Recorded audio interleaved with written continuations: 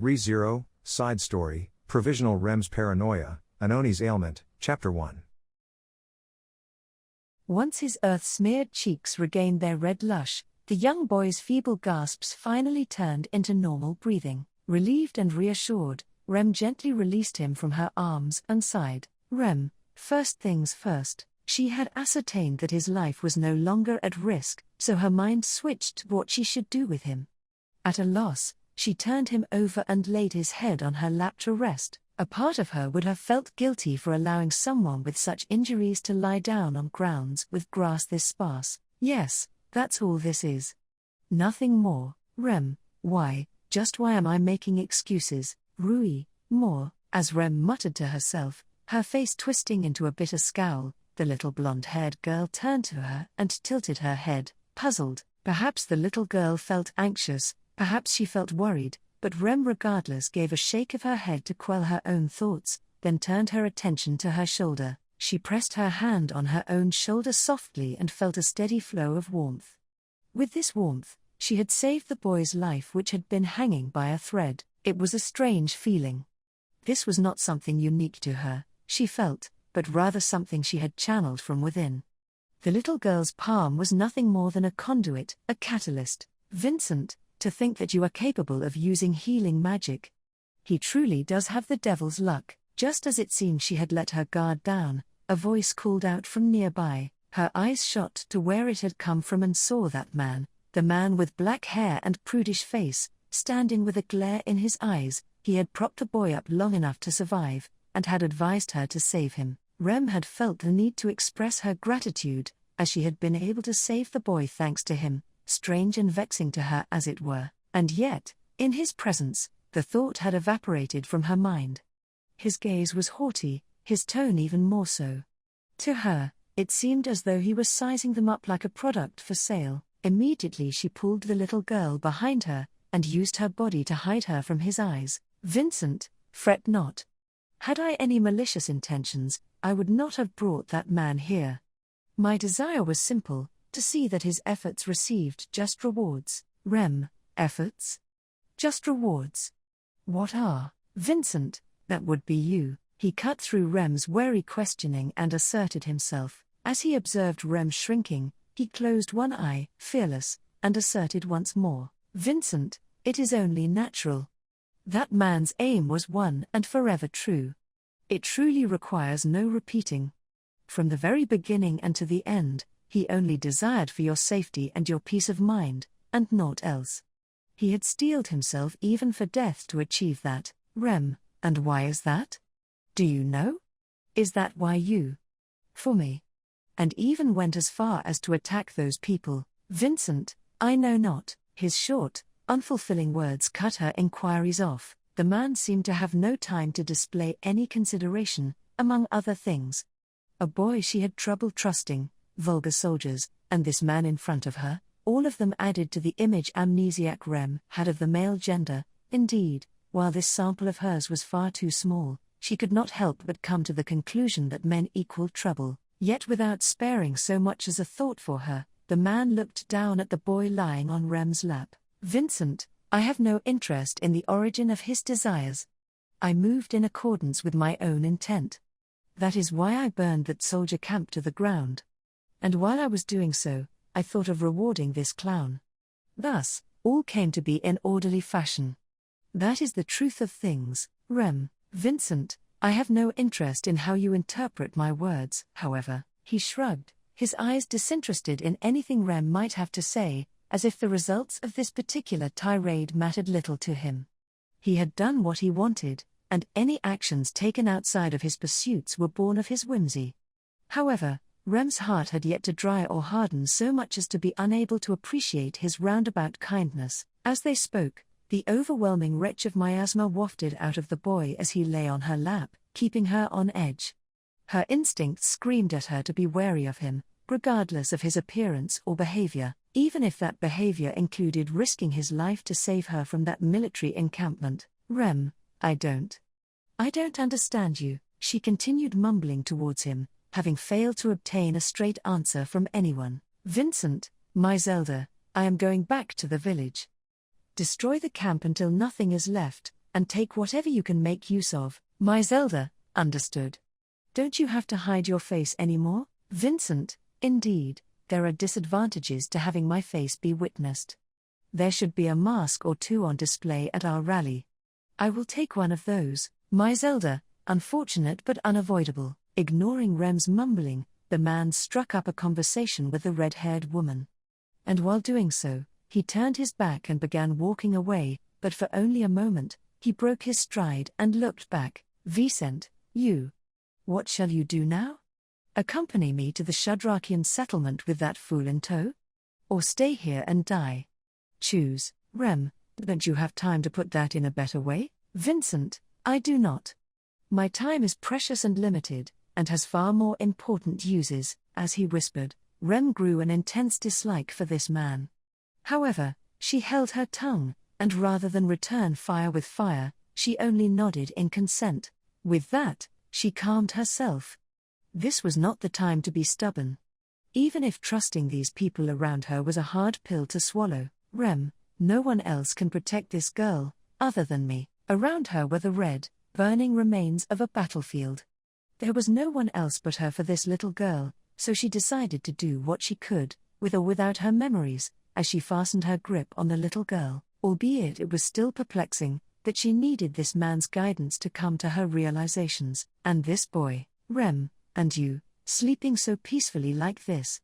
I hate you. Annoyed, she pinched his nose. Chapter 2.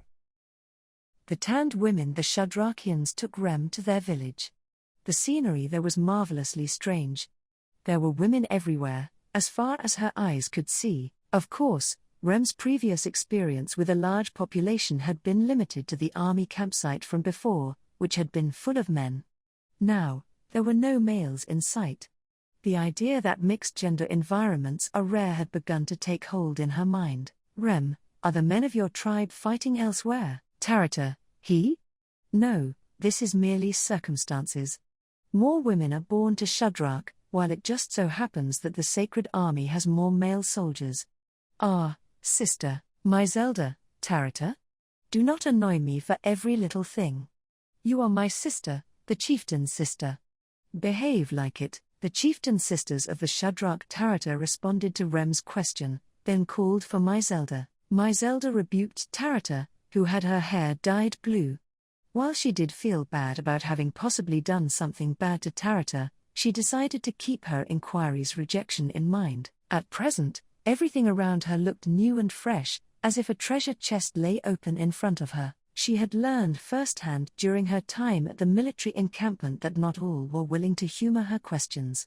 In that sense, the women of this village were comparatively kinder, though to be fair, the eye-patch man from the military camp was crueler than expected, so the comparison may have not been truly warranted. Regardless, Rem had finally found a place to lay low for the time being. The Shadrak thankfully seemed to have no intention of restricting her in any way, and even went so far as to provide her with a hut to rest. There, she laid the young boy on the bed to rest, and for the time being, Rem decided to calmly mull over her situation. She had to think about her position in all of this, what to do afterwards, decide on what to do with the young boy and the little girl, and, Rui, Rem, as she rubbed her eyebrows, deep in thought, she felt a small hand tug at her sleeves. Ever since they had arrived at the village, the little girl had been tagging along behind her quietly. While she had become more attached to Rem compared to the time they had been running around in the great jungle earlier on, the fact that she showed concern for her took Rem aback. Vincent, it seems even that little girl understands that even if you try to piece everything by yourself at random, you shall hit a dead end. Rem, you again. As the little girl tugged on her sleeve, she heard his voice. Taking no effort to hide the displeasure on her face, she turned around. Standing at the entrance of the hut was that man with black hair, though his current appearance left her dumbfounded. He was wearing an atrocious mask, one with streaks of red and white, something that made him stand out like a sore thumb. Regardless, along with his clothes also being a dead giveaway, it failed to mask his particular presence, that made him. Rui, Rem, what is that mask? It's scaring her. Vincent, I am in quite a precarious situation, you see. Regardless, for the sake of the Shudrak, as well as my own, I deemed it best to keep my face hidden. He spoke as he placed his hand on the mask twisted in anger, then proceeded to nonchalantly enter the hut. Rem attempted to convey that he was not welcome, but alas, he was not of the sorts to heed her, so Rem decided to drop all pretenses and be straightforward. Rem, what exactly are you and him planning to do? Vincent, strictly speaking, that man and I are not working together. Our interests happened to align this one time, so we joined hands. There is no guarantee that that shall hold true in the future. Rem, Vincent, he shall plan to avoid the conflict ahead of us. He shall attempt to flee from it. Of course, he shall plan to take you with him. Pulling in her chin, Rem remained silent despite being insulted. While the keywords conflict and flee piqued her interest, she was more interested in the latter part of what he said, that boy, Natsuki Subaru, would attempt to take her with him. It worried her. Truth was, the thick miasma that radiated out of him kept Rem's senses sharp and on guard against him. That said, her initial hostility towards him had begun fading. There remained the fear that she would come to regret feeling that way once Subaru woke up, but regardless, Rem, will you keep fighting alongside the women here? Vincent, that is my whole intent. I intend to fight till I breathe my last. And, the fight shall not end so long as I have breath. Rem, I have to get away from that and hide. Vincent, I am war itself. Where do you intend to hide from me? What land is there that shall keep you hidden from me? It was obvious that he alone believed that, but this man had the charisma, the presence to force others to conceive his notions and perceptions to be fact. That was part and parcel of who he was. He was war itself. Thus, it meant all in his presence would be charred, drowned in waves of the fires of war, leaving naught but ash. Rem, and if I don't like that, I should take that boy and go? Vincent, nay. That is no longer an option.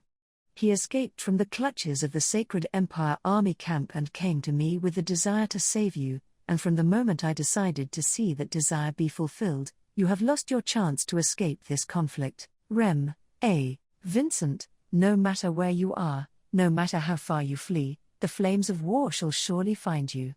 They shall once more embroil you, engulf you. Your desire or detestation for it matters not, Rem, but that means that. There's nothing I can do. He keeps saying that my choices are all dead ends, but keeps leaving the choice itself to me. Is he just enjoying this? That can't be right. What on earth is his angle? I can't keep fighting, and there's no way out of this fight either. Rui, ooh. Just when Rem kept sinking further and further into the hole of thoughts she had been digging herself into, a small shadow leapt at the man, her blonde hair fluttering in the air. The little girl grabbed the man's arm and groaned as she knocked her fists on it. Her attacks did not hurt, but her displeasure for the man was made plenty apparent. Seeing that, the man raised his arm, with the little girl still attached to it and, Vincent, a child mimics their company. If Cecilus were present, you would have regretted your bold and rash actions. Rem, you won't get mad at her? Vincent, you imply that a child's tantrum would anger me. I may put those who disrespect me in their place, but to expect a mere child to understand the intricacies of honor? That is foolish. However, as his voice trailed off, his gaze shifted to Rem and Subaru. Rem immediately covered her body with her arms and narrowed her eyes at him, as if asking, what are you aiming for? Rem, what are you planning? Vincent, schemes, hidden agendas, plans, do not take these in a bad light.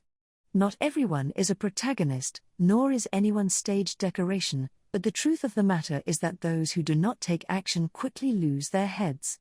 If you do not wish to lose yours, I suggest you keep racking your brains. Rem, Vincent, as I explained before, once that man awakens, he shall surely attempt to run from this conflict of mine, and take you with him. However, the Empire has already become aware of your existence. You no longer possess the means to traverse through proper channels. His words drove a cold blade deep into her chest. There was a fierce animosity within them. They clouded her eyes, almost, but they were concrete words. Rem had no way to refute them. Even she could not forget that hellish landscape. Many lives had been lost in that camp. The Empire would surely retaliate. They would surely bare their fangs at Rem and her company, the cause of that tragedy. There was only one reason for that. Vincent, surely I do not need to point out the reason for that. Rem, the way you put it is as good as pointing it out to my face. She bit back, but even if she was incapable of seeing the face behind that mask, she knew her words had fallen flat. The little girl returned, having had enough of the man's arm, and snuggled under Rem. Her upturned eyes looked at her with worry, a gaze that she returned with a slight smile on her face and the gentle exhale of a sigh. Then she looked straight at the man and spoke. Rem, tell me what we should do.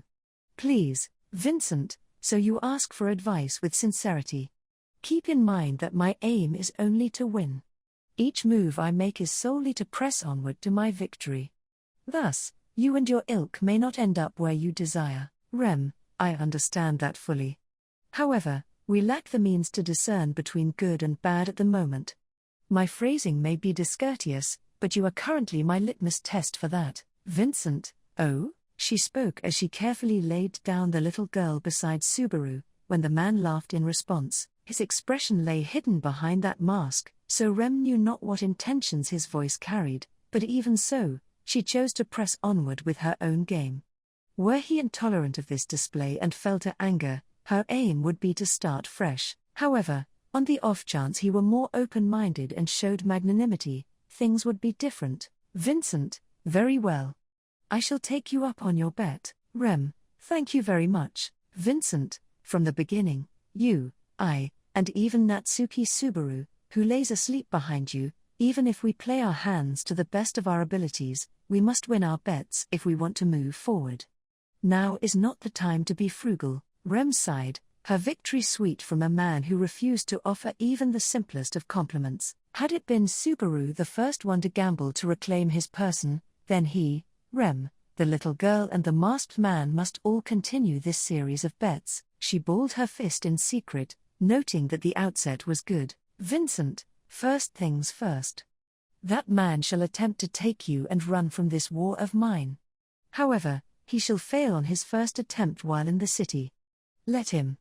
He must learn and face reality.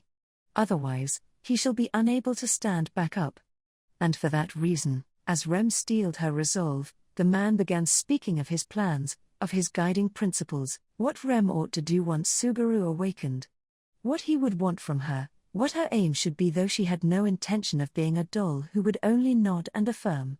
Yet perhaps that man already had taken that into consideration. Rem, I cannot let things end without ever finding anything out either, and so, to rise up and battle against the many mysteries around her, with the little girl who had no other but her, and the young boy who reeked of evil in her arms, Rem began to rack her brains.